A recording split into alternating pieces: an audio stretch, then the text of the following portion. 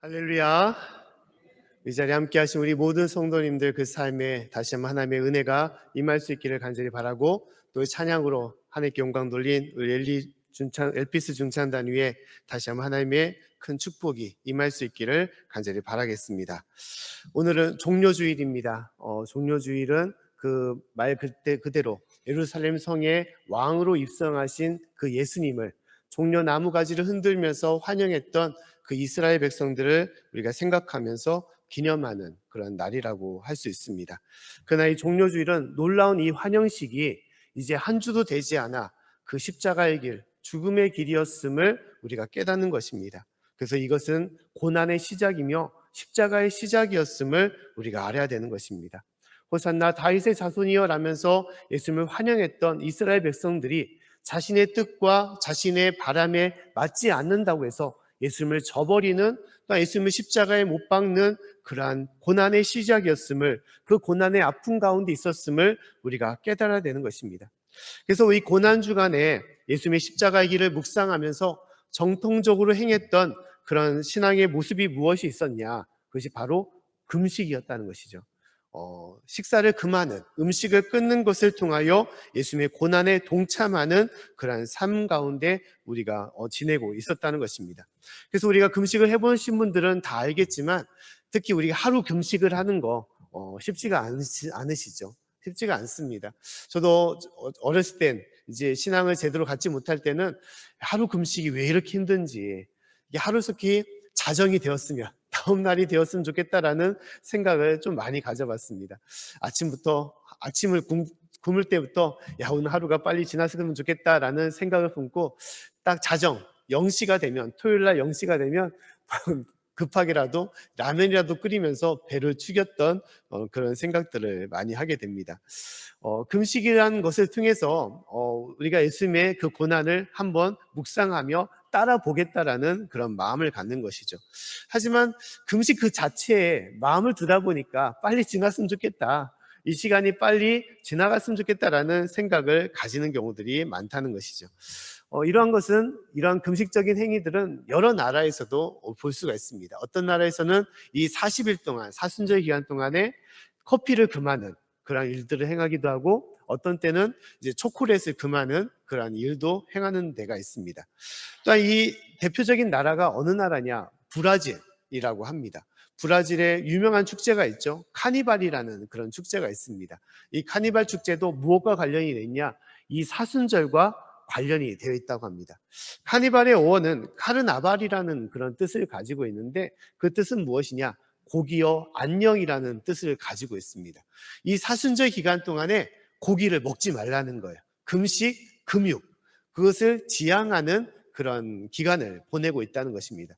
그래서 이제 브라질 사람들이 사순절이 시작되기 전 3, 4일 전에 무엇을 행하냐? 이 축제를 행하는 거예요. 카니발 축제를 행하는 것입니다. 그래서 이 카니발 축제를 통하여 그들이 어떻게 했냐? 사순절 동안에 우리가 술과 고기를 먹지 못하니 그 전에 미리 실컷 먹어먹자, 미리 대비하자라는 의미에서 축제를 벌이는 거예요. 그래서 술과 고기를 흡신, 먹고, 실컷 먹고, 또 춤과 여러 향연으로 축제를 벌이는 것입니다. 그래서 이 카니발이라는 것이 사순절을 준비하는 그러한 축제를 얘기하는 거예요.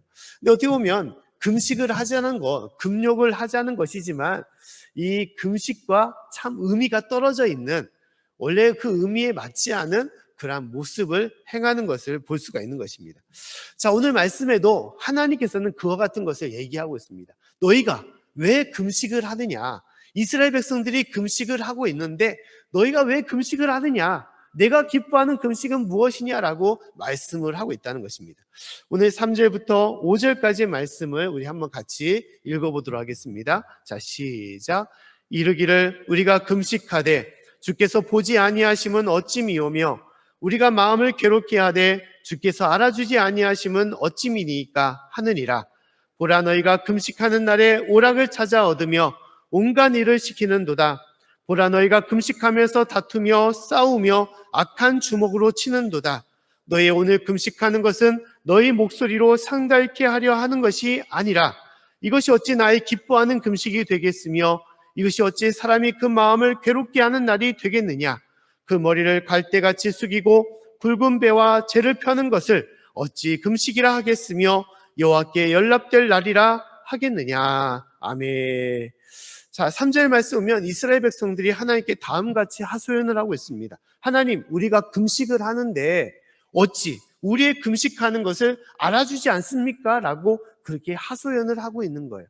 그때 하나님의 대답은 무엇입니까? 하나님께서 말씀하기를 너희가 어찌 금식한다고 하면서 너희가 나의 뜻에 나의 마음에 합당한 일을 하지 않느냐라고 얘기하고 있다는 거예요. 구체적으로 하나님께서 말씀하기를 너희가 금식한다고 하면서 왜 오락을 찾느냐? 세상 즐길 것은 왜 다 즐기면서 금식을 하느냐라고 얘기하고 있습니다.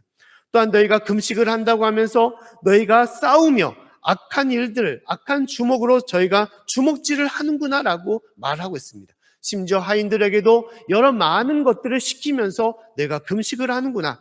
내가 금식하면서 너희 목소리를 높여 내 목소리를 들으라고 내게 요구하는구나라고 말을 하고 있다는 것입니다. 이것이 어찌 이러한 금식이 내가 기뻐할 만한 금식이 되겠느냐라고 말씀한다는 것입니다. 하나님께서 기뻐하는 금식은 외형적인 단순하게 음식을 줄이고 중단하는 것이는 것이 금식임을 말씀하지 않는다는 것입니다. 하나님께서 원하시는 금식은 근본적으로 마음을 괴롭게 하는 금식이다라는 것을 말씀하고 있다는 거예요.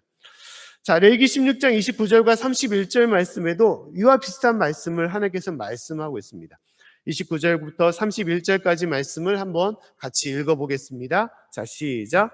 너희는 영원히 이 규례를 지킬지니라. 7월 곧 그 달 10일에 너희는 스스로 괴롭게 하고 아무 일도 하지 말되 본토인이든지 너희 중에 우거하는 객이든지 그리하라. 이날에 너희를 위하여 속죄하여 너희로 정결케 하리니 너희 모든 죄에서 너희가 여호와 앞에 정결하리라. 이는 너희에게 큰 안식일인즉 너희는 스스로 괴롭게 할지니 영원히 지킬 규례라. 아멘. 자, 레위기 16장 이 말씀에 하나님께서는 두 번에 반복해서 무엇을 말씀하고 있냐? 너희를 스스로 괴롭게 하라라고 말씀을 하고 있는 것이죠. 자, 레위기 16장 29절과 31절 말씀은 무엇에 관한 말씀이냐? 이스라엘의 절기 중에 대속죄일에 대해서 말씀하고 있습니다. 대속죄일은 어떤 날입니까? 자신의 죄와 허물을 하나님께 내어놓고 회개하며 철저하게 주님 앞에 용서함을 빚는 회개하는 그런 날임을 말씀하고 있습니다. 그날에 예수님께서는 그들에게 무엇을 말씀하고 있습니까? 너희 스스로 괴롭게 하라라고 말씀하고 있어요. 이 괴롭게 하다는 것은 구체적으로 무엇을 얘기하냐? 금식하라는 것입니다. 금식하여 너희의 잘못을 놓고 회개하라. 주님 앞에 뉘우치라라고 말씀하는 것입니다. 그래서 금식의 근본적인 거, 마음을 괴롭게 하는 것, 스스로 괴롭게 하는 것의 근본적인 것은 뭐냐? 너의 죄와 허물을 끊어버리고 예수님께 돌아오라. 너희가 뉘우치고 주님께 돌아오라는 것을 말씀하는 것입니다. 금식을 통하여 음식을 끊듯이 너의 죄와 허물을 끊어버리고 너희가 반성하여 뉘우쳐서 스스로 괴롭게 하여 하나님 앞에 통곡하는 마음으로 돌아오라라고 말씀하는 것입니다. 이것이 금식의 참된 모습이라는 거예요. 하나님께서 원하시는 모습이라는 것입니다. 당시에 이스라엘 백성들은 여러 다른 나라의 민족에 비해서 많은 금식을 행했습니다. 1년에 4번을 집중해서 금식을 행하는 날들이 있었고, 예수님 당시에서도 이 바리새인들은 철저하게 금식의 모습을 하나님께 보였던 것입니다. 일주일에 그들은 몇 번을 금식했냐? 이틀을 금식했습니다. 월요일과 금요일을 그들은 목요일을 놓고 이틀에 걸쳐서 하나님께 금식을 했던 거예요. 하루도 금식하기가 쉽지 않은데 매 주일마다 이틀에 걸쳐서 금식을 했던 것입니다. 그렇기 때문에 1년을 두게 보면 그 금식하는 날이 되게 많은 거예요. 많은 것이죠. 대단한 사람들이었습니다. 하지만 문제는 무엇입니까? 자신의 금식하는 것을 놓고 자신을 의롭다고 자신의 의로서 자신을 주장했던 것입니다. 그들의 교만함이 하늘을 찌렀던 거예요. 자신이 이만큼 나는 신앙의 대단한 사람이고 하나님 앞에 경건한 사람이다. 나는 대단한 신앙의 사람을 가지고 있다. 신앙의 모습을 가지고 있다라고 그들을 과찬했던 것입니다. 하나님께서는 이러한 금식을 어떻게 했냐? 원하셨다는 것입니까? 원하지 않았다는 것입니까? 원하지 않았다는 거예요. 하나님께서 찾으시는 금식은 이러한 금식이 아니었다는 것입니다. 하나님은 금식은 진실로 자신의 죄와 허물을 놓고 회개하는, 자신의 마음을 괴롭게 하는 그러한 금식을 원했던 것이고, 그 금식을 통하여 세상적인 모든 것들, 자랑과 교만과 죄와 허물과 세상의 욕심과 탐욕을 다 끊어버리고 하나님께로 돌아오는, 하나님 앞에 온전히 마음을 들이며 집중할 수 있는 그 삶, 이것이 온전한 금식이고 하나님께서 원하시는 모습임을 하나님께서 말씀하고 있는 것입니다. 그 때문에 우리가 그러한 금식으로 하나님께서 이 고난주간을 보내기를 원하신다는 거예요. 단순하게 식사를 금하는 것, 내가 먹는 것을 금하는 것으로 내가 고난주간을 잘 보냈다고 하는 것이 아니라 내 마음을 온전 앞에 하나님께 온전히 드리고 그 가운데 참회함을 통하여, 회개함을 통하여 주님 앞에 나아갈 때 그것이 참된 고난주간의 모습이 되는 것이고 금식의 모습이 된다라고 말씀하고 있는 것입니다. 그래서 요 몇 년 사이에는 우리가 기독교에서는 어떤 운동이 임하고 있습니까? 음식을 금하는 금식뿐만 아니라 우리가 또 다른 금식을 또 같이 겸하고 있는데, 그것은 뭐냐? 미디어 금식, 스마트폰을 금식하자라는 것들을 우리가 행하고 있습니다. 이것은 미디어 거리두기라는 표현을 쓰고 있습니다. 그래서 앞에 화면처럼 언택트 미디어, 그리고 온택트 지저스라는 그러한 문구를 만들어서 운동을 하고 있는 것이죠. 금식을 하자라고 얘기를 하고 있습니다. 언택트는 무엇입니까? 미디어에서 좀 떠나 있자. 우리가 살아가면서 TV를 보고 또 요새는 무엇을 자주 봅니까? 스마트폰을 자주 보게 되죠. 저도 이제 여러 가지 뉴스나 또 여러 가지 우리 성도님 간에 또한 교류를 할 때 문자나 카톡을 통하여 많이 교류를 할 때가 있습니다. 또한 설교를 준비할 때도 여러 가지 참고사항이나 또한 메모나 일기를 적는데도 스마트폰을 많이 이용을 합니다. 참 유익한 기능을 많이 가지고 있죠. 하지만 문제는 무엇이냐? 미디어에 치중하다 보니까 우리의 마음이 세상적인 것에 너무 빨려 들어가고 있는 것이 있음을 우리는 알게 되는 것이죠. 그리고 하나님부터 멀어져 있는 것을 우리는 알게 되는 것입니다. 그래서 이 고난주간에 미디어 금식, 스마트폰 금식을 통하여 좀 더 하나님께, 세상적인 것들은 좀 더 끊어놓고 하나님께로 더 가까이 집중하자라는 그러한 우리의 뜻을 가지고 운동을 하고 있는 것입니다. 그래서 우리가 고난주간을 통하여 잠시 하루 정도는 성금요일에는 스마트폰을 아예 꺼놓거나 아니면 시간을 정해서 저녁 시간, 식사 이후에는 스마트폰을 꺼서 가족들과 함께 하거나 또한 말씀을 묵상하거나 찬양과 기도를 통하여 하나님께 더욱더 나아가는 시간을 갖는 것이 중요한 것입니다. 이것이 무엇이냐? 금식의 모습이라는 것이죠. 금식의 모습. 하나님께 더욱더 집중하며 마음을 둬야 되는 그런 금식의 모습인 것입니다. 하나님께서는 오늘 말씀을 통해서도 또 다른 금식에 대한 것들을 얘기하고 있습니다. 그 금식은 무엇이냐? 시간의 금식을 얘기하고 있어요. 시간의 금식. 그것은 다른 말로 얘기하면 안식일을 지키는 것, 주일 성수를 지키는 것도 또 다른 금식의 모습임을 얘기하고 있다는 것입니다. 오늘 말씀 이사야서 58장 13절과 14절의 말씀 보면 다음과 같이 하나님께서 말씀을 하고 있습니다. 우리 말씀을 같이 한번 읽어보겠습니다. 자, 시작. 만일 안식일에 내 발을 금하여 내 성일에 오락을 행치 아니하고 안식일을 일컬어 즐거운 날이라, 여호와의 성일을 존귀한 날이라 하여 이를 존귀히 여기고 내 길로 행치 아니하며 내 오락을 붙지 아니하며 사사로운 말을 하지 아니하면 네가 여호와 안에서 즐거움을 얻을 것이라. 내가 너를 땅의 높은 곳에 올리고 내 조상 야곱의 업으로 기르리라. 여호와의 입의 말이니라. 아멘. 자, 오늘 13절과 14절 말씀에 하나님께서 원하시는 안식일, 주일 성수는 무엇이냐에 대해서 얘기를 하고 있습니다. 이스라엘 백성들이 안식일을 지킨다, 주일 성수를 지킨다 하면서 그들이 어떻게 했냐? 그 성일에 오락을 행했다는 것이에요. 세상 즐길 것들은 다 즐겼다는 것입니다. 심지어 그날에 존귀한 날이라고 하면서도 사사로운 말들을 행하는 일들을 행했다는 거예요. 이것은 하나님께서 원하시는 주일 성수의 모습이 아니라는 것입니다. 주일 성수는 무엇입니까? 우리가 일주일을 보내면서 우리가 세상적인 일과 또한 직업을 갖고 행할 때가 많이 있습니다. 내 관심과 내 계획대로 우리가 살아가는 것이죠.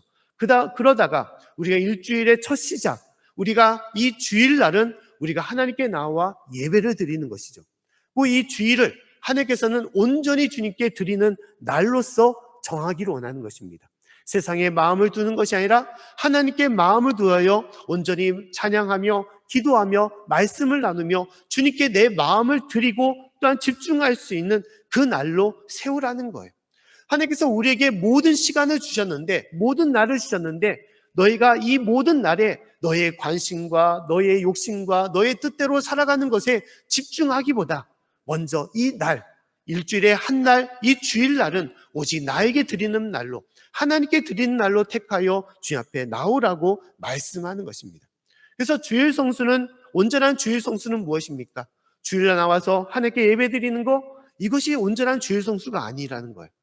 내가 좀 더 세상적인 마음을 내가 내려놓고 하나님을 묵상하며 하나님의 말씀 가운데 서는 것, 하나님께서 나에게 주시는 그 뜻 가운데 우리가 살아가며 마음을 두는 것, 이것이 참된 주일 성수 안식일을 지키는 삶의 모습이라는 것입니다. 하나님께서는 이러한 삶을 원하시고 우리에게 요구하신다라고 얘기하고 있는 것입니다. 사랑하는 성도 여러분, 금식이나 또한 우리가 주일 성수 안식일을 지키는 것, 이 모든 것은 무엇입니까? 세상적인 것들은 우리가 잠시 접어두고 또한 떠나고 하나님께로 나아갈 수 있는 것, 그것을 말하는 것이에요. 특히 이 고난주간을 통하여 주님께서 우리에게 금식하라라고 요구하는 것은, 신랑을 빼앗긴 날에 너희가 금식하라고 말씀하시는 이것은 너희가 너희를 위하여 사랑하시고 너희를 끝까지 목숨을 버리면까지 사랑하신 그 예수님, 그 예수님을 더욱더 마음에 두고 주님을 바라보며 살아가라고 말씀하는 것입니다. 할렐루야! 우리가 이 마음으로 이 고난주간을 보내고 주님 앞에 설 수 있기를 간절히 축원합니다. 특히 여러 가지 금식의 모습을 통하여 세상적인 것들은 우리가 잠시 떠나가고 거리를 두고 오직 하나님께 마음을 둘 수 있는 저와 여러분의 삶이 되기를 간절히 축원합니다. 그렇다면 구체적으로 어떻게 하나님께 마음을 둬야 될까? 오늘은 그와 같은 것을 말씀하고 있습니다. 그래서 첫 번째로 무엇이냐? 우리가 고난주간에 예수님의 그 고통과 아픔, 그 여러 가지 어려움, 십자가만을 바라볼 것이 아니라 그 너머에 있는 그 십자가의 그 사명을 우리는 바라보며 살아가야 되는 것입니다. 예수님의 고난은 분명히 그 어느 누구도 감당하기 힘든 고난이었습니다. 사람을 죽이는 여러 가지 사형법이 있는데 이 십자가는 사람을 가장 철저하게 많은 고통과 아픔을 느끼게 하면서 서서히 죽이게 하는 그런 사형법 중에 하나였습니다. 예수님은 먼저 채찍에 맞으셨습니다. 그 채찍은 어떤 채찍이었습니까? 여러 쇄골이와 또한 짐승의 뼈 조각이 붙어있는 채찍이었습니다. 그 채찍의 맞음을 통하여 살점이 뜯기고 많은 피를 흘리게 하는 그런 채찍이었습니다. 그 채찍에 맞아 많은 피를 흘려 기진한 가운데 있을 때 예수님께서는 십자가를 짊어지고 그 험한 골고다의 길을 걸어 올라가셨던 것입니다. 탈진하여 쓰러질 때 로마 병정들은 예수님을 그 십자가의 못을 받고 그를 달리게 하셨던 거예요. 손과 발에 두꺼운 못을 받게 하고 그 가운데 있어서 가슴에 창을 찔러서 예수님의 많은 피를 흘리게 하신 것입니다. 그 고통 가운데 있던 것이 바로 십자가의 길이었던 거예요. 더불어 이 육체적인 고통뿐만 아니라 예수님을 더 힘들게 했던 것은 마음의 고통, 정신적인 고통이었습니다. 예수님을 그렇게 따랐던, 예수님께서 그렇게 사랑하셨던 그 모든 제자들이 예수님을 다 멀리하고 배신하며 떠났던 거예요. 심지어 가룟 유다는 은 30냥을 그는 받고 예수님을 팔아버렸던 것입니다. 그렇게 섬겼던, 왕으로 세우겠다, 호산나 다윗의 자손이여라고 섬겼던 이스라엘 백성들은 십자가에 못 박으시오, 예수님을 십자가에 못 박으시오 하면서 예수님을 죽이고자 했던 것이었던 것입니다. 심지어 이스라엘의 모든 지도자들과 로마 병정들은 네가 하나님의 아들이라면 너를 스스로 십자가에 내려놓고 구원케 하라, 너 자신을 구원하라라고 그렇게 조롱하며 멸시했던 것입니다. 그리고 십자가에서 예수님께서 죽으실 때 그 하늘아버지께 구하며 찾았지만 하나님은 응답하지 않고 침묵으로 예수님의 십자가와 함께 했던 것입니다. 엘리 엘리 라마 사박다니, 나의 하나님 어찌하여 나를 버리셨나이까? 그 아픔과 그 고통 속에 죽음을 당했던 것이 바로 예수님의 십자가였던 것입니다. 예수님의 십자가는 이루 말할 수 없는 큰 아픔과 고통을 짊어진 십자가였음을 말씀하고 있습니다. 그 때문에 우리는 이 고난주간에 이 예수님의 눈물과 이 아픔을 우리는 묵상하며 함께하는 것입니다. 그러나 다시 한번 깨달아야 될 것은 우리가 예수님께서 왜 이 고통을 당하셨는지, 왜 이렇게 힘든 십자가의 길을 걸으셨는지를 우리는 알아야 된다는 거예요. 단순하게 예수님의 그 아픔과 그 고난만을 묵상하고 같이 아파하는 것으로 끝나는 것이 아니라 그 십자가를 우리는 바라보고 묵상해야 되는 것입니다. 예수님께서 왜 십자가를 당하셨습니까? 왜 이러한 아픔과 고난을 감당하시고 그 죽음의 길로 가셨던 것입니다. 그것은 우리를 살리시기 위하여, 저와 여러분을 구원하시기 위하여 하나님께서 이 땅에 오셨기 때문인 것입니다.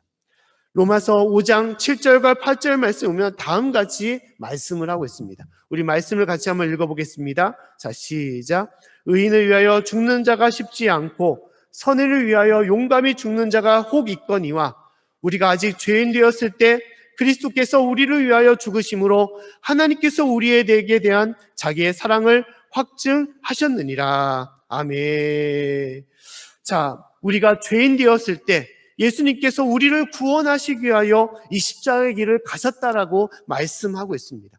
우리를 향한 예수님의 사랑을 확증하기 위하여, 확실하게 보여주기 위하여 이 십자가의 길을 가시고 이 사명을 감당하셨음을 말씀하고 있는 것입니다. 그 때문에 예수님의 그 고통과 그 고난 너머에 무엇이 있습니까? 우리를 향한 뜨거운 사랑이 있습니다. 우리를 향한 십자가의 사명이 있다는 것입니다. 영혼 구원의 사명, 또한 이웃 사랑의 사명이 그 십자가에 있음을 우리는 바라봐야 되는 것입니다. 할렐루야. 예수님의 아픔과 그 고난과 그 눈물만을 함께하는 것이 아니라 예수님께서 짊어지셨던 그 십자가의 사명을 우리는 바라보며 그 가운데 함께해야 되는 거예요. 고난주간의 깊은 의미는 그 십자가에 동참하는 것입니다. 단순한 아픔과 고난에 동참하는 것이 아니라 우리에게 주신 그 십자가, 우리에게 주신 그 사명을 우리는 외면하지 말고 동참하며 나아가는 것임을 말씀하는 것입니다. 하나님께서 우리에게 물어보십니다. 너희가 진실로 예수님의 그 십자가에 너희도 함께할 수 있느냐?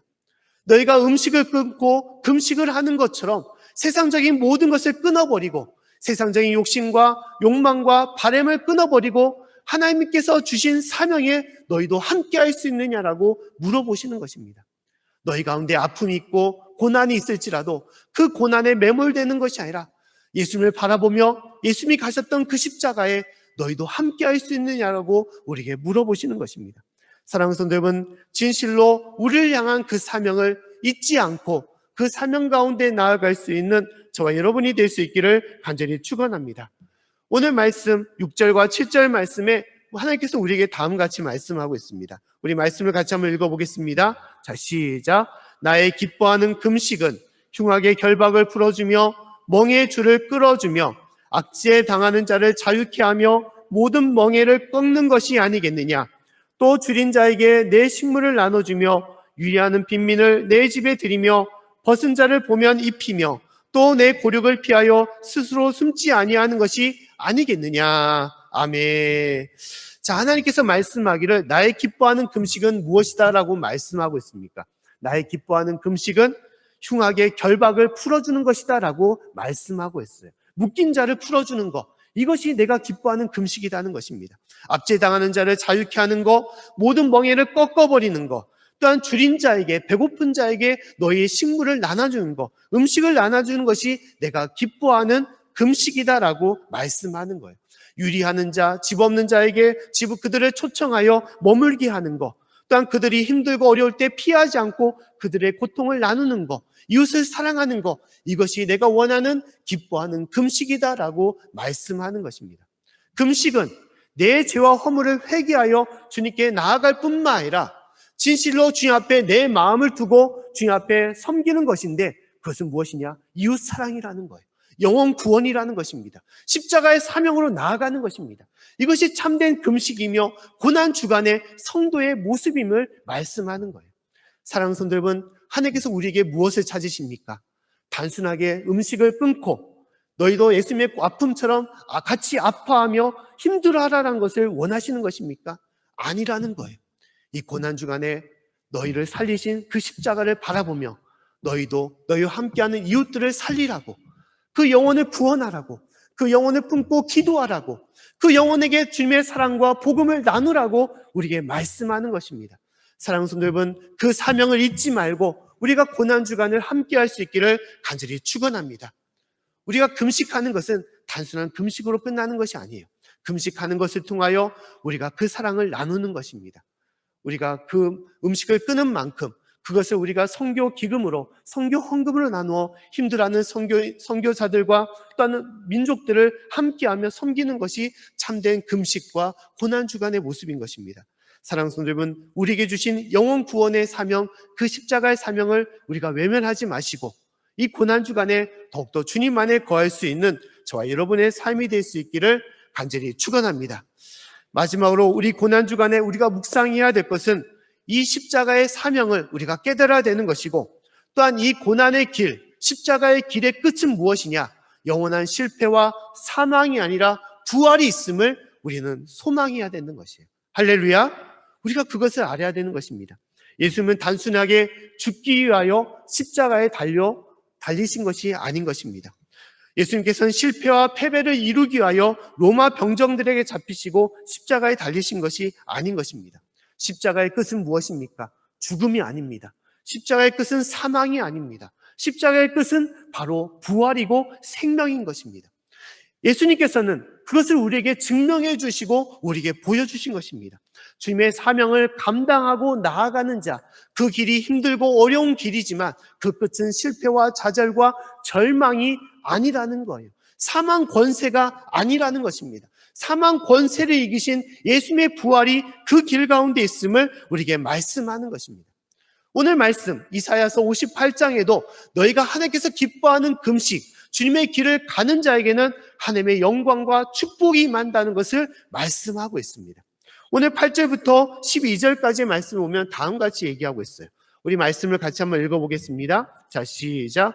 그리하면 내 빛이 아침같이 비칠 것이며 내 치료가 급속할 것이며 내 의가 내 앞에 행하고 여호와의 영광이 내 뒤에 호위하리니 네가 부를 때에는 나 여호와가 응답하겠고 네가 부르짖을 때에는 말하기를 내가 여기 있다 하리라.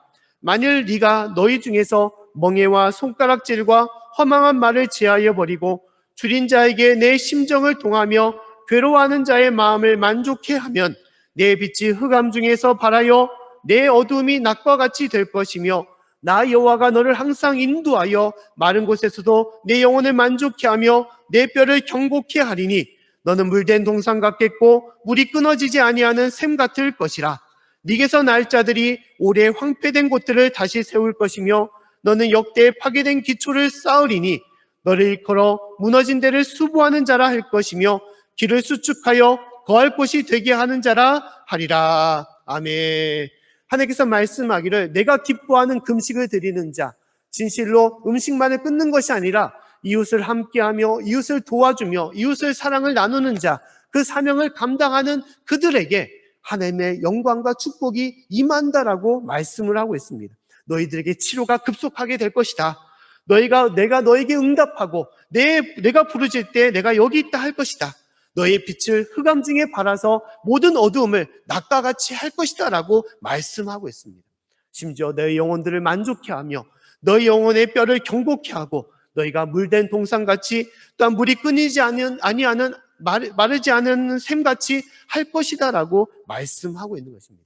이것이 하나님의 사명을 감당하는 자, 오직 주님의 길을 따라 나선 자에게 주시는 부활의 은혜와 능력임을 우리가 알아야 되는 것입니다. 사랑하는 성도 여러분, 진실로 우리가 그 부활을 바라보며 우리에게 주신 그 사명의 길로 나아갈 수 있는 저와 여러분의 삶이 될 수 있기를 간절히 축원합니다. 우리가 살아가면서 여러 어려움과 아픔들이 있습니다. 여러 질병과 삶의 문제가 있고 또한 이 시기 가운데 코로나19의 어려움들이 있습니다.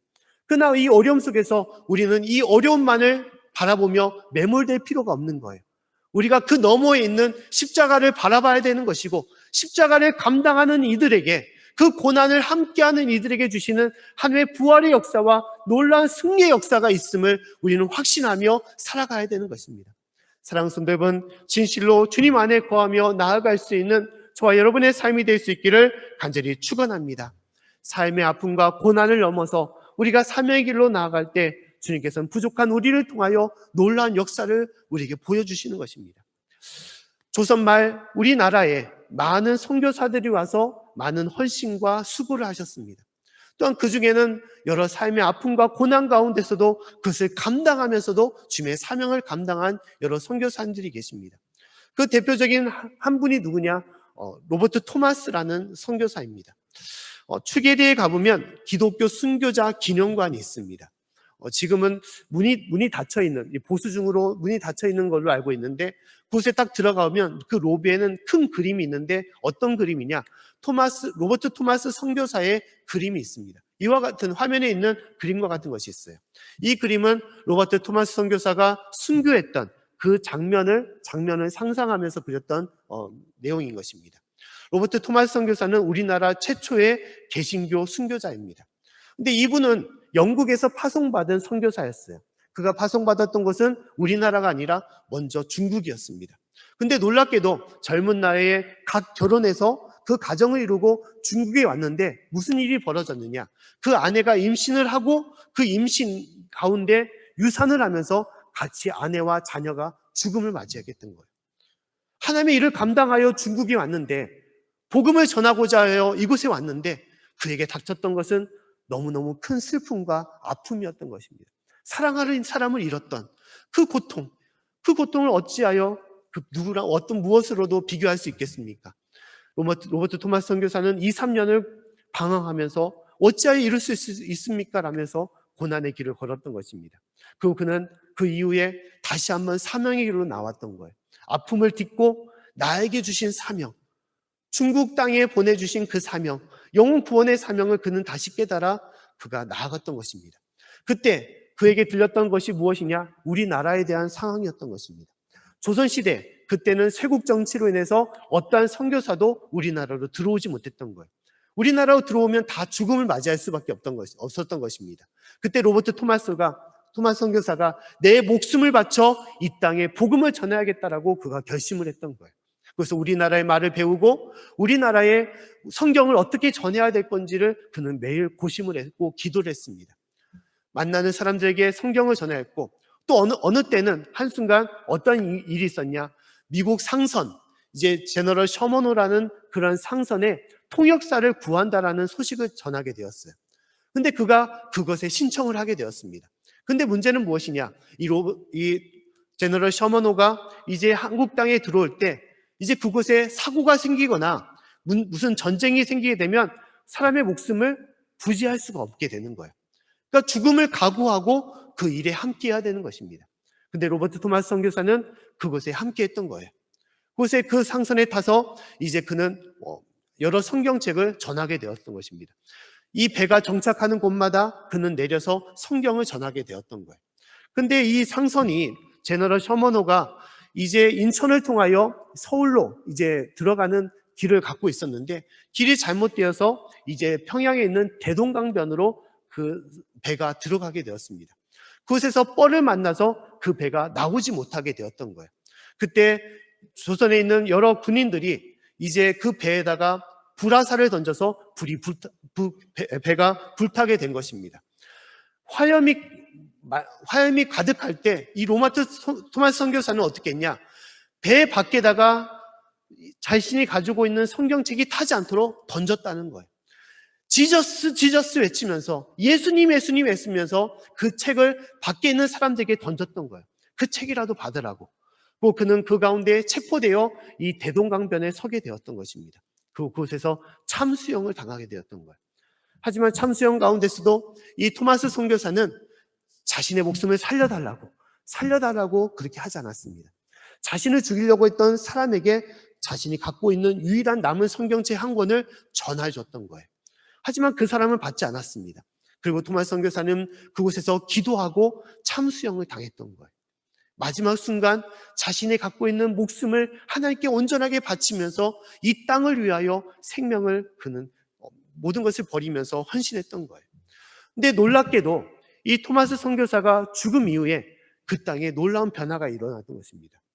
이후에 그 성경책을 받았던 사람들이 마음의 변화를 가져서 어떤 사람은 그 당시 영수, 지금은 장로라고 할 수 있는 것이죠.